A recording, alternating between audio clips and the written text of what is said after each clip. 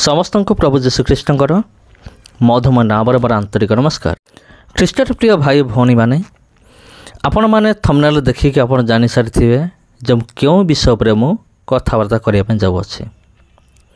तेरे प्रिय बंधुगण आपण मैंने जानी आजिकल गोटे कंट्रोवर्सी चली अच्छे जोटा कि रमाकांत पाणी एवं जितुलिमा तांका मध्य गोटे कंट्रोवर्सी चली आउ अनेक लोक मैंने से विषय को से देखी सारे यूट्यूब रे अनेक जन मत से पचारे आपण ये विषय गोटे वीडियो कहीं तैयारी करना आपण कहीं गोटे वीडियो तैयारी करिकी आपनकर मतामत कहीं दौना। तेरे प्रिय बंधुगण से निमंते आज वीडियो मु आनी अच्छे। तेबे समस्त को गोटे विषय मुझे कहवाई चाहे मु कहार सपोर्टर नुहे ना रमाकांत पाणीकर ना जितुलिमा कहार पक्ष नहीं कि मो कथा मु कहबी नहीं किंतु वाक्यर आधार मु कथा कहबी। पवित्र धर्मशास्त्र बाइबल कौन कहे से विषय में कहबी। तेणु वीडियो को आरंभ करने पूर्व आउ गोटे विषय मु जन चाहे ए वीडियो देखला पर अनेक हुए तो से कमेंट करेंगे जे तुम्हें किए अन्यर विचार करुअछ तुमको विचार करने किए अधिकार देला। तबे एमिति अनेक से प्रश्न करेंगे आउ एमिति जो मैंने कमेंट करती आज्ञा मु सत कहूँ से बाइबल को भलरे पढ़ी ना कि बाइबल को से बुझी ना वाक्य जो लेखा अच्छी तुम्हें माने कहार विचार कर ना जोटा लेखा अच्छी माथ्यू तार 7 पर्वर 1 पदरे ये लिखा अच्छी तुम्हें माने जेपरी विचारित न हेब एथिपाई विचार कर ना। एमाने कौन करेंगे ना आज्ञा ये गोटे पद को लेकिन से डायरेक्ट आम उपर आक्रमण करेंगे तुम्हें कहीं विचार करुच तुमको किए अधिकार देला। किंतु प्रकृत यही वाक्यर अर्थ कौन आउ क्यों परिस्थिति क्यों संदर्भ रे एटा लिखा अच्छे ताकू से बुझे ना। तेबे प्रिय बंधुगण तुम्हें माने जेपरी विचारित न हो एथिपाई विचार कर ना। या टिके मु एक्सप्लेन करी मु टॉपिक को प्रवेश करी। ये जो लेखा अच्छी तुम्हें माने विचार कर ना एटा को मान को कहा जाउछे एटा से मान को कहा जाउछे। धरा जाऊ मु गोटे भूल काम कले सेम भूल काम जने आउ जने करिछि सी मते कहि परिबनि जे तुमे भूल करिछ अमुक भूल तुमे करिछ सही आधार रे ए वाक्यटी लिखा जाइछे। जदि आपण पढ़िबे 7 पर्व 1 पद खाली पढ़ले हेबा नाही आपण को 1 पदरु 6 पद पर्यंत आपन को पढ़िया पड़िबो। तुम्हें माने जेपरी विचारित न हेब एथिपाई विचार कर नाही कारण जो विचार रे विचार कर सही विचार रे तुम्हें माने विचारित हेब पुणी जो मापरे माप कर सही मापरे तो मार्ग मपे दिज्व। 3 पद टिके देखंतु लेखा अछि आउ काहे कि तुम भाईर आखिरे थिबा कुटा टिकक देखुअछ किंतु तुम निज आखिरे जो कड़ी काठ अछि ता भाबी देखु ना। अथवा तुम्हें किपरि अपना भाई की कहब आस तुम आखिर कुटा टिकक बाहर कर दिए आओ देख तुम आखिरे कड़ी काट अच्छे रे कपटी आगे अपना आखिर कुटा कड़ी काठ बाहर कर पकाओ तापरे निज भाईर आखिर कुटा टिकक बाहर करने निमंते स्पष्ट रूपे देखिपर। टिके ध्यान दियंतु 3, 4 एवं 5 पद को टिके ध्यान दियंतु। ये कौन लिखा अच्छे देखंतु जदि मो आखिरे कड़ी काठ अच्छी माने मु जदि भूल करिछि आउ जदि आउ जने सही भूल काम से भी करुचे तबे मु ता कहि परिबे नाही कड़ी काठ काढ़ी दियो ता माने होची मते निजे आग निज भूल को सुधारवा को पड़िबो तापरे मु जाइकी अन्यर आखिर कड़ी काठ बाहर करि परिबे। तबे सही परिस्थिति रे लिखा अच्छे विचार कर ना कहले अनेक कहे जे ये तो लिखा हो तुमने विचारित न हो विचार कर ना सेमिति नुहे वाक्यर संदर्भ जावाक पड़ो सेमिति तुम्हें विचार करिपरिबो नाही। जदि तुम्हें भूल करुच आउ जदि तुम्हें करिथिया भूल जदि आउ जने करुछि तुम्हें तार विचार करिपरिबो नाही କିନ୍ତୁ ତୁମେ ଯଦି ଠିକ୍ ରାସ୍ତାରେ ଅଛ, ଯଦି ଜଣେ ଭୁଲ କରୁଛି ତୁମେ ତାକୁ ଅନୁଯୋଗ କରିପାରିବ। ସେଇଟା ବିଚାର ନୁହେଁ, ସେଇଟା ହେଉଛି ଅନୁଯୋଗ ବୋଲି କୁହାଯାଏ। ତେବେ ପ୍ରିୟ ବନ୍ଧୁଗଣ, ଚାଲନ୍ତୁ ବର୍ତ୍ତମାନ ଆମେ ଟପିକ୍କୁ ଯିବା, ରମାକାନ୍ତ ପାଣି ଏବଂ ଜିତୁଲିମା। ରମାକାନ୍ତ ସାର୍, ଜିତୁଲିମା ସାର୍, ମୁଁ ଆପଣ ଦୁଇ ଜଣଙ୍କୁ ମୁଁ ସମ୍ମାନ ଦିଏ, ମୁଁ ଶ୍ରଦ୍ଧା କରେ। ଆଉ ଆପଣଙ୍କ ବିଷୟରେ, ଆପଣ ଦୁଇ ଜଣଙ୍କ ବିଷୟରେ ମୁଁ ବହୁତ କିଛି ମୁଁ ଶୁଣିଛି। ଆପଣ ବହୁତ ଭଲ ପ୍ରଚାରକ, ଆପଣ ଦୁଇ ଜଣ। ଆଉ ହିଲିଂ କରିବାର ମାନେ ଦାନ ବି ପ୍ରଭୁ ଦେଇଛନ୍ତି, ବହୁତ ଭଲ କଥା। ମୁଁ ଆପଣଙ୍କୁ ସମ୍ମାନ କରେ, ତା ଅର୍ଥ ଏଇଆ ନୁହେଁ ଯେ ଆପଣ ଯଦି କୌଣସି ଭୁଲ ପ୍ରଚାର କରିବେ ମୁଁ ତାକୁ ବି ଗ୍ରହଣ କରିବି, ସେଇଟା ବିଲକୁଲ ହୋଇପାରିବ ନାହିଁ। ତେବେ ମୁଁ କାହାକୁ ଫଲୋ କରିବି? ପ୍ରଥମେ ପବିତ୍ର ଧର୍ମଶାସ୍ତ୍ର ବାଇବେଲକୁ ଫଲୋ କରିବି, କୌଣସି ମଣିଷକୁ ନୁହେଁ। ପ୍ରଥମ କଥା, ପ୍ରଥମେ ମୁଁ କଥା କହିବି ଆମର ଯେଉଁ ରମାକାନ୍ତ ପାଣି ଆଜ୍ଞା ଅଛନ୍ତି, ମୁଁ ତାହାଙ୍କୁ ମୁଁ କହିବା ପାଇଁ ଚାହେଁ ଯେ ଆପଣ ପ୍ରାର୍ଥନା କରୁଛନ୍ତି, ପ୍ରାର୍ଥନା କରିକି ଆପଣ ତେଲ ପ୍ରାର୍ଥନା କରୁଛନ୍ତି, ତେଲ ପାଣିକୁ ପ୍ରାର୍ଥନା କରିକି ଆପଣ ବିକ୍ରି କରୁଛନ୍ତି। ଏଇଟା ମୁଁ ଶୁଣିଛି, ପ୍ରକୃତରେ ମୁଁ ଦେଖିନି ଏଇଟା କେତେ ଦୂର ସତ, କିନ୍ତୁ ମୁଁ ଶୁଣିଛି ଆପଣ ତେଲ ପାଣିକୁ ପ୍ରାର୍ଥନା କରିକି ବିକ୍ରି କରୁଛନ୍ତି। ଯଦି ଆପଣ କରୁନାହାନ୍ତି ତ ତେବେ ମୋର କିଛି କହିବାର ନାହିଁ। ଯଦି ଆପଣ ତେଲ ଏବଂ ପାଣିକୁ ପ୍ରାର୍ଥନା କରିକି ବିକ୍ରି କରୁଛନ୍ତି, ଆପଣ ବହୁତ ବଡ଼ ଭୁଲ କରୁଛନ୍ତି। ଆପଣ ବାଇବେଲ ବିରୁଦ୍ଧରେ, ଈଶ୍ୱରଙ୍କର ବାକ୍ୟ ବିରୁଦ୍ଧ ଆପଣ କାର୍ଯ୍ୟ କରୁଛନ୍ତି, ଆପଣ ଜାଣିଛନ୍ତି? କାରଣ ବାଇବେଲରେ କୋଉଠି ବି ଲେଖା ନାହିଁ ତୁମେ ତେଲ ପାଣି ପ୍ରାର୍ଥନା କରିକି ତୁମେ ବିକ୍ରି କର। ବରଂ ଲେଖା ଅଛି ତୁମେ ବିନା ମୂଲ୍ୟରେ ଦାନ କର। ସେଇଟା ବି ମୁଁ ବାକ୍ୟର ଆଧାରରେ କହିବି। ତେବେ ଗୋଟେ କଥା ମୁଁ ଚିନ୍ତା କରୁଛି, ମୁଁ ଆପଣମାନଙ୍କୁ କାହିଁକି ମୁଁ ଶିକ୍ଷା ଦେଉଛି? ମୁଁ କିଏ? କ'ଣ ଆପଣମାନେ କ'ଣ ଛୋଟ ପିଲା ହେଇଛନ୍ତି ମୁଁ ଆପଣମାନଙ୍କୁ ବୁଝେଇବି ବାକ୍ୟ ଦେଇକି? ମୁଁ ତ ଜଣେ ସାଧାରଣ ବିଶ୍ୱାସୀ, କିନ୍ତୁ ଆପଣଙ୍କ ପ୍ରଭୁ ମାନେ ଗୋଟେ ପଦରେ ଆପଣ ରଖିଛନ୍ତି, ଗୋଟେ ମାନେ ପଦବୀରେ ପରମେଶ୍ୱର ଆପଣ ରଖିଛନ୍ତି। ତେବେ ଆପଣ ଆମ୍ଭମାନଙ୍କୁ ପବିତ୍ର ଧର୍ମଶାସ୍ତ୍ରରୁ ଠିକ୍ ବିଷୟ ଶିକ୍ଷା ଦେବା ଦରକାର। କିନ୍ତୁ କ'ଣ କରିବା, ଆଜି ପରିସ୍ଥିତି ଏମିତି ହେଇଯାଇଛି ଯେ ମୋତେ କିଛି ବାଧ୍ୟ ହୋଇ କହିବାକୁ ପଡ଼ୁଛି, ନହେଲେ ଏଇ ଭିଡ଼ିଓ ତିଆରି କରିବାର ମୋର କୌଣସି ଇଚ୍ଛା ହିଁ ନଥିଲା। କିନ୍ତୁ କେତେଟା ବିଷୟ ମୁଁ ଦେଖିଲି ଯେଉଁଟାକି ପବିତ୍ର ଧର୍ମଶାସ୍ତ୍ର ଅନୁଯାୟୀ ସେଇଟା ଅନୁଚିତ ଅଟେ, ସେଥି ନିମନ୍ତେ ଏହି ଭିଡ଼ିଓ ମୁଁ ତିଆରି କରିବା ପାଇଁ ବାଧ୍ୟ ହେଲି। ତେବେ ରମାକାନ୍ତ ପାଣି ଆଜ୍ଞା, ମୁଁ ଆପଣଙ୍କୁ ଗୋଟେ କଥା କହୁଛି, ମାଥ୍ୟୁ ତା'ର 10 ପର୍ବର 8 ପଦ, ମାଥ୍ୟୁ ତା'ର 10 ପର୍ବ 8 ପଦ ଆପଣ ବି ପଢ଼ିଥିବେ କି ପଢ଼ିକି ନ ପଢ଼ିଲା ଭଳିଆ ହେଉଛନ୍ତି ମୁଁ ଜାଣେ ନାହିଁ। ଲେଖା ଅଛି, ପୀଡ଼ିତମାନଙ୍କୁ ସୁସ୍ଥ କର, ମୃତମାନଙ୍କୁ ଉଠାଅ, କୁଷ୍ଠୀମାନଙ୍କୁ ଶୁଚି କର, ଭୂତମାନଙ୍କୁ ଛଡ଼ାଅ। ତାପରେ ଧ୍ୟାନ ଦିଅନ୍ତୁ, ତୁମ୍ଭେମାନେ ବିନା ମୂଲ୍ୟରେ ପାଇଅଛ, ବିନା ମୂଲ୍ୟରେ ଦାନ କର।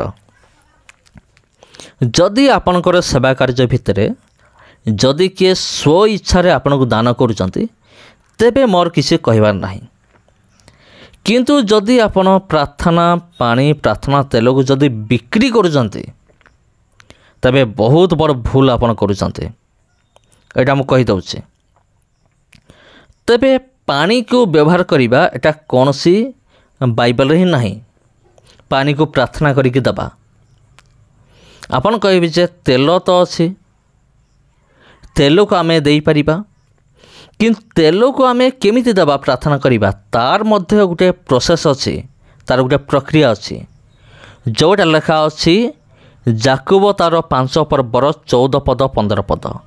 ଯାକୁବ ତାର 5 ପର୍ବର 14 ପଦ, ତୁମମାନଙ୍କ ମଧ୍ୟରେ କ'ଣ କେହି ପୀଡ଼ିତ, ସେ ମଣ୍ଡଳୀର ପ୍ରାଚୀନମାନଙ୍କୁ ଡକାଉ, ସେମାନେ ପ୍ରଭୁଙ୍କ ନାମରେ ତୈଳ ମଖାଇ ତାହା ନିମନ୍ତେ ପ୍ରାର୍ଥନା କରନ୍ତୁ। 15 ପଦ, ବିଶ୍ୱାସଯୁକ୍ତ ପ୍ରାର୍ଥନା ସେହି ରୋଗୀକୁ ରକ୍ଷା କରିବ, ପୁଣି ପ୍ରଭୁ ତାହାକୁ ଉଠାଇବେ, ଆଉ ଯଦି ସେ ପାପ କରିଥାଏ ତାହେଲେ ତାହାକୁ କ୍ଷମା ଦିଆଯିବ। ଏଠି କେମିତି କୁହାଯାଉଛି? ତୈଳକୁ କେମିତି ବ୍ୟବହାର କରିବା ପାଇଁ କୁହାହେଉଛି? ଯଦି କିଏ ଅସୁସ୍ଥ ହେଉଛି ସେ ମଣ୍ଡଳୀର ଥିବା ପ୍ରାଚୀନମାନଙ୍କୁ ଡକାଉ, ସେଇମାନେ ପ୍ରାର୍ଥନା କରିବେ ତୈଳ ମଖେଇକି, ତାହେଲେ ସେ ସୁସ୍ଥ ହେବ, ଏମିତି କୁହାଯାଉଛି। କିନ୍ତୁ ପ୍ରାର୍ଥନା ତେଲକୁ ବିକ୍ରି କରିବାର ତ କୌଣସି ବାଇବେଲରେ ପ୍ରମାଣ ନାହିଁ। ତେବେ ଆପଣ କେଉଁ ହିସାବରେ ପ୍ରାର୍ଥନା ତେଲକୁ ଆପଣ ବିକ୍ରି କରୁଛନ୍ତି, ସେଇଟା ମୁଁ କିଛି ବୁଝିପାରୁନି। ତେବେ ଅନେକ ହୁଏତ ସେମାନେ କହିବେ ଯଦି ଏଇଟା ଭୁଲ ଅଟେ ତେବେ ଲୋକମାନେ ସୁସ୍ଥ କେମିତି ହେଉଛନ୍ତି? ତା'ର ମଧ୍ୟ ଗୋଟେ କାରଣ ଅଛି। ଲୋକମାନେ ସୁସ୍ଥ ହେବାର ତା'ର କାରଣ ହେଉଛି ସେମାନଙ୍କର ବିଶ୍ୱାସ। ସେମାନଙ୍କର ବିଶ୍ୱାସ ବଳରେ ହିଁ ସେମାନେ ସୁସ୍ଥ ହେଉଛନ୍ତି, ନହେଲେ ଅନ୍ୟ କିଛି କାରଣ ନାହିଁ।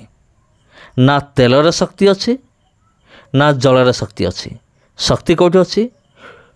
ଈଶ୍ୱରଙ୍କ ଉପରେ, ମାନେ ପ୍ରଭୁ ଯୀଶୁଖ୍ରୀଷ୍ଟଙ୍କଠାରେ ଥିବା ଯେଉଁ ବିଶ୍ୱାସ, ସେ ବିଶ୍ୱାସରେ ଶକ୍ତି ଅଛି। ତେବେ ପ୍ରିୟ ବନ୍ଧୁଗଣ, ରମାକାନ୍ତ ପାଣି ଆଜ୍ଞା, ମୁଁ ଯାହା କହିଲି ଗୋଟେ ଥର ଆପଣ କୁହନ୍ତୁ ଏଇଟା ବାଇବେଲରେ ଲେଖା ନାହିଁ ବୋଲି, ତେବେ ମୁଁ ମାନିଯିବି। ଏବେ ମୁଁ ଆସିବି ଜିତୁଲିମା। ଜିତୁଲିମା ଆଜ୍ଞା, ମୁଁ ଆପଣଙ୍କୁ ଗୋଟେ କଥା ମୁଁ କହିଦେଉଛି, ବାକ୍ୟ ବାହାରୁ ବିଲକୁଲ ଆପଣ ପ୍ରଚାର କରନ୍ତୁ ନାହିଁ। କାରଣ ମୁଁ ଆପଣଙ୍କର କେତେଟା ମିଟିଂ ମୁଁ ଆଟେଣ୍ଡ କରିଛି। ମୁଁ ଅନେକ ଟାଇମ୍ରେ ମୁଁ ଲକ୍ଷ୍ୟ କରିଛି ଆପଣ ବାଇବେଲ ବାହାରୁ ଆପଣ କ'ଣ କରୁଛନ୍ତି? ପ୍ରଚାର କରୁଛନ୍ତି। ବାଇବେଲ ଭିତରୁ ବାଇବେଲ ବାହାରୁ, ମାନେ ମିକ୍ସିଂ କରିଦେଉଛନ୍ତି। ଏଇଟା ବିଲକୁଲ ହେବା ଉଚିତ ନାହିଁ। ଆପଣ ଗୋଟେ ମୁଁ ଭିଡ଼ିଓ ମୁଁ ଦେଖୁଥିଲି, ହବା ଫଳ ଖାଇବା ପରେ ଅଣ୍ଟାରେ ଯାଇକି ରେଜିଷ୍ଟ୍ରି ହେଲା। ଏଇଟା କେଉଁଠି ଲେଖା ଅଛି କୁହନ୍ତୁ ନା ମୋତେ ଟିକେ? ଆମେ ଯେତେବେଳେ ଫଳ ଖାଇଲା ତା ପେଟକୁ ଯାଇଥିବ କି ଅଣ୍ଟାକୁ ଯାଇଥିବ? ଯେଉଁଠିକି ରମାକାନ୍ତ ପାଣି ସେ ଠିକ୍ କହୁଥିଲେ। ଏଇଟା କେଉଁଠି ବି ଲେଖା ନାହିଁ। ଆପଣ ଏମିତି କାହିଁକି ପ୍ରଚାର କରୁଛନ୍ତି ଯେଉଁଟାକି ବାଇବେଲ ଭିତରେ ନାହିଁ? ଆଉ ଗୋଟେ କଥା ହେଉଛି, ମୁଁ ଆପଣ କହି ରଖୁଅଛି, ବାଇବେଲ ବାହାରୁ ଯଦି ପ୍ରଚାର କରିବେ ତେବେ ଆପଣ ଦଣ୍ଡ ପାଇବେ। ଏଇଟା ମଧ୍ୟ ବାଇବେଲ ଲେଖା ଅଛି। ଆପଣ ବାକ୍ୟର କିଛି ଯୋଡ଼ି ପାରିବେ ନାହିଁ, ଆଉ ବାକ୍ୟରୁ କିଛି ଆପଣ କାଢ଼ି ପାରିବେ ନାହିଁ। ଏଇ ଅଧିକାର ଆପଣଙ୍କୁ କିଏ ଦେଲା? ମୋତେ କୁହନ୍ତୁ ଜିତୁଲିମା ସାର୍। ବାକ୍ୟରେ ଯୋଡ଼ିବା ଏବଂ ବାକ୍ୟରୁ କାଢ଼ିବା, ଏଇ ଅଧିକାର ଆପଣଙ୍କୁ କିଏ ଦେଲା? ଆପଣ ଏତେ ବଡ଼ ଷ୍ଟେଜ୍ ପାଇଛନ୍ତି ବୋଲି ଆପଣ କ'ଣ ମନ ଇଚ୍ଛା ପ୍ରଚାର କରିବେ? ଠିକ୍ ଅଛି, କରନ୍ତୁ। ଆପଣଙ୍କ ହିସାବ ଆପଣ ଦେବେ ପ୍ରଭୁଙ୍କୁ, ମୋର କିଛି କହିବାର ନାହିଁ। ତେବେ କେଉଁଠି ଲେଖା ଅଛି ବାକ୍ୟରୁ ଯଦି ଆମେ କାଢ଼ିବା ତେବେ ପରମେଶ୍ୱର ଆମକୁ ଦଣ୍ଡ ଦେବେ? ଏଇଟା ଲେଖା ଅଛି ହିତୋପଦେଶ, ଏଇଟା ଲେଖା ଅଛି ପ୍ରକାଶିତ ବାକ୍ୟ ତା'ର 22 ପର୍ବର 18 ପଦରେ ଲେଖା ଅଛି। ଆଉ ମୋତେ ତ ଆଶ୍ଚର୍ଯ୍ୟ ଲାଗୁଛି, ମୁଁ ଆପଣଙ୍କୁ କାହିଁକି ଶିଖାଉଛି? କାରଣ ମୋ ଠାରୁ ଆପଣ ଅଧିକ ବାଇବେଲ ପଢ଼ିଛନ୍ତି, ଆଉ ଅଧିକ ପଦପର୍ବ ଗୁଡ଼ିକ ଆପଣଙ୍କୁ ଜଣା ମୋ ଠାରୁ। ତେବେ ଏସବୁ ବିଷୟ ମୁଁ ଆପଣଙ୍କୁ କାହିଁକି କହୁଛି? ମୋତେ ଆଶ୍ଚର୍ଯ୍ୟ ଲାଗୁଛି। କିନ୍ତୁ ଏସବୁ ବିଷୟ ମୁଁ କହୁଛି କାରଣ ମୁଁ କହିବା ପାଇଁ ବାଧ୍ୟ ହେଉଛି, ସେଥିପାଇଁ ମୁଁ କହୁଛି।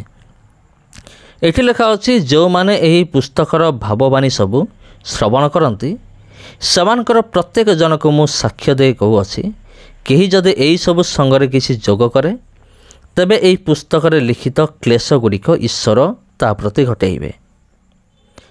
19 ପୁଣି କେହି ଯଦି ଏହି ଭାବବାଣୀ ପୁସ୍ତକର କୌଣସି ବାକ୍ୟ ଲୋପ କରେ ତେବେ ଈଶ୍ୱର ଏହି ପୁସ୍ତକରେ ଲିଖିତ ଜୀବନ ବୃକ୍ଷ ଓ ପବିତ୍ର ନଗରୀରେ ତା'ର ଅଂଶ ଲୋପ କରିବେ। ଆପଣ ତ ବହୁତ ସମଝଦାର ଲୋକ, ଆପଣ ବୁଝିଯାଇଥିବେ ମୁଁ ଆପଣଙ୍କୁ କ'ଣ କହିବି। ତେବେ ପ୍ରିୟ ବନ୍ଧୁଗଣ, ଆଜିର ଏଇ ଯେଉଁ ଭିଡ଼ିଓ ମାନେ କାହା ଉପରେ ପର୍ସନାଲ୍ ଆଟାକ୍ ନୁହେଁ। ମାନେ ରମାକାନ୍ତ ପାଣି ଆଜ୍ଞା ଆଉ ଜିତୁଲିମା ଏମାନଙ୍କ ସହିତ ମୋର କୌଣସି ପର୍ସନାଲି କୌଣସି ଶତ୍ରୁତା ନାହିଁ। କିନ୍ତୁ ଯେଉଁଠି ମୁଁ ଦେଖିବି ମାନେ କିଛି ଗଡ଼ବଡ଼ ହେଉଛି, ବାକ୍ୟର ବାହାରୁ ପ୍ରଚାର କରାହେଉଛି, ମୁଁ ସେଠି ନିଶ୍ଚିନ୍ତ ଭାବରେ ଆୱାଜ ମୁଁ ଉଠାଇବି। ଆଉ ଜିତୁଲିମା ଆଜ୍ଞା, ମୋର ମନେ ଅଛି ଆପଣ ଆମମାନଙ୍କୁ କହୁଥିଲେ ଯେ ଆମେ ହେଉଛୁ ଭକୁଆ, ଆମେ ୟୁଟ୍ୟୁବର ମାନେ, ଆପଣ ଏକମାତ୍ର ଜ୍ଞାନୀ ଆଉ ଆମେ ହେଉଛୁ ଭକୁଆ ଏଇଠି ବସିକି ୟୁଟ୍ୟୁବରେ ଆମେ ଈଶ୍ୱରଙ୍କ ବାକ୍ୟକୁ ସେୟାର କରୁଛୁ ନାଇଁ କି। ତେଣୁ ଆପଣଙ୍କ ମତରେ ଭ୍ରାନ୍ତ ଶିକ୍ଷା ମାନଙ୍କୁ ପ୍ରତିରୋଧ କରିବା ଉଚିତ ନୁହେଁ। ଯେତେବେଳେ ତପି ମିଶ୍ରର ମ୍ୟାଟର ଚାଲିଥିଲା ଆପଣ ସେହି ସମୟରେ କହିଥିଲେ ଆମେ ହେଉଛୁ ଗୋଟେ ଗୋଟେ ଭକୁଆ, ଆଉ ଆପଣ ହେଉଛନ୍ତି ସବୁଠାରୁ ମାନେ ବଡ଼ ଜ୍ଞାନୀ ହେଉଛନ୍ତି ଆପଣ ନାଇଁ କି। ତେବେ ଆମେ କାହିଁକି ତପି ମିଶ୍ରକୁ ଆମେ ବିରୋଧ କରୁଥିଲୁ ତାହାର ମଧ୍ୟ କାରଣ ଅଛି, ଆଉ ବାକ୍ୟ ଅନୁସାରେ ଆମେ ତାହା କରୁଥିଲୁ। ଯେଉଁଟାକି ଲେଖା ଅଛି ହିତୋପଦେଶ 26 ପର୍ବର 5 ପଦ।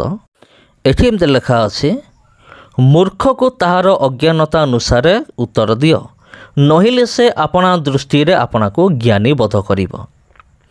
ତେବେ ମୂର୍ଖକୁ ତାହାର ଅଜ୍ଞାନତା ଅନୁସାରେ ଉତ୍ତର ଦେବାକୁ ପଡ଼ିବ, ଏଇଟା ବାଇବଲ ଆମକୁ ଅନୁମତି ଦେଉଛି। ତେବେ ତପି ମିଶ୍ରକୁ ବିରୋଧ କରିକି ମୁଁ ତ ଭାବୁଛି ଆମେ କିଛି ଭୁଲ କରିନୁ। ତେବେ ଆପଣ କେଉଁ ହିସାବରେ ଆମକୁ ଭକୁଆ ବୋଲି କହିଥିଲେ? ମାନେ ଆପଣ ବହୁତ ବଡ଼ ଜ୍ଞାନୀ ନାଇଁ କି। ହଉ ଠିକ୍ ଅଛି। ଆଉ ଗୋଟେ ଭିଡ଼ିଓ ମୁଁ ଆପଣଙ୍କର ଦେଖୁଥିଲି, ଆପଣ କହିଛନ୍ତି ଆମକୁ ଭାବବାଣୀର ABCDXYZ ଜଣା। ଆପଣ ଏକଥା କାହିଁକି ଆପଣ କହିଲେ? ଆପଣଙ୍କୁ ABCDXYZ ସବୁ ଜଣା ମାନେ କ'ଣ ଆପଣ ଭାବୁଛନ୍ତି ଆପଣଙ୍କୁ ସବୁ ଜଣା? କିନ୍ତୁ ଗୋଟେ ବିଷୟ ମୁଁ ବୁଝିପାରୁନି, ଏଇ ଗର୍ବର ମନୋଭାବ ଆପଣଙ୍କ ଭିତରେ କେଉଁଠୁ ଆସିଲା? ଆପଣଙ୍କୁ କିଏ ଅଧିକାର ଦେଲା ଏମିତି ସବୁ କହିବା ନିମନ୍ତେ? ଆପଣଙ୍କ ହୃଦୟରେ ଏଇ ଯେଉଁ ଦାମ୍ଭିକତା, ଏଇ ଯେଉଁ ଗର୍ବ କାହିଁକି ଦେଖାଯାଉଛି? ବିଜାତିମାନେ ଅନ୍ୟମାନେ ଆପଣଙ୍କର ଦାମ୍ଭିକ ଏବଂ ଗର୍ବ କାହିଁକି ସେମାନେ ଦେଖୁଛନ୍ତି? ଆଉ କିଛି ୟୁଟ୍ୟୁବର ମଧ୍ୟ ଆପଣଙ୍କୁ ସପୋର୍ଟ କରୁଛନ୍ତି। ସପୋର୍ଟ କରିକି ସେମାନେ ବି ଆପଣଙ୍କ ହାୱାରେ ଆମକୁ ବି ସେମାନେ ଭକୁଆ ବୋଲି କହୁଛନ୍ତି। ଅଛନ୍ତି ଜଣେ ଦୁଇଟା ୟୁଟ୍ୟୁବର, ସମୟ ଆସିଲେ ସେମାନଙ୍କୁ ବି ଆମେ ଜବାବ ଦେବୁ। ତେବେ ଆପଣ ଗର୍ବ କରନ୍ତୁ ନାହିଁ, କାରଣ ଗୀତ ସଂହିତା 138:6 ଲେଖା ଅଛି, ପରମେଶ୍ୱର ଗର୍ବିକି ଦୂରରୁ ଚିହ୍ନନ୍ତି। ତେବେ ପରମେଶ୍ୱର ଆପଣ ଜାଣିଛନ୍ତି ଆପଣଙ୍କ ହୃଦୟ କେମିତି। ତେବେ ମୋର କିଛି କହିବାର ନାହିଁ। ଆହୁରି ମଧ୍ୟ ଲେଖା ଅଛି ଗର୍ବ ନ କରିବା ବିଷୟରେ, ହିତୋପଦେଶ 16:18 ପଦ, ହିତୋପଦେଶ 29:23, ହିତୋପଦେଶ 18:22, ସେ ହିତୋପଦେଶ 13 ପର୍ବର 10 ପଦ, ରୋମିଓ 12:16, ହିତୋପଦେଶ ତା'ର 26 ପର୍ବର 12 ପଦ, ଗାଲାତୀୟ 6 ପର୍ବର 3 ପଦ।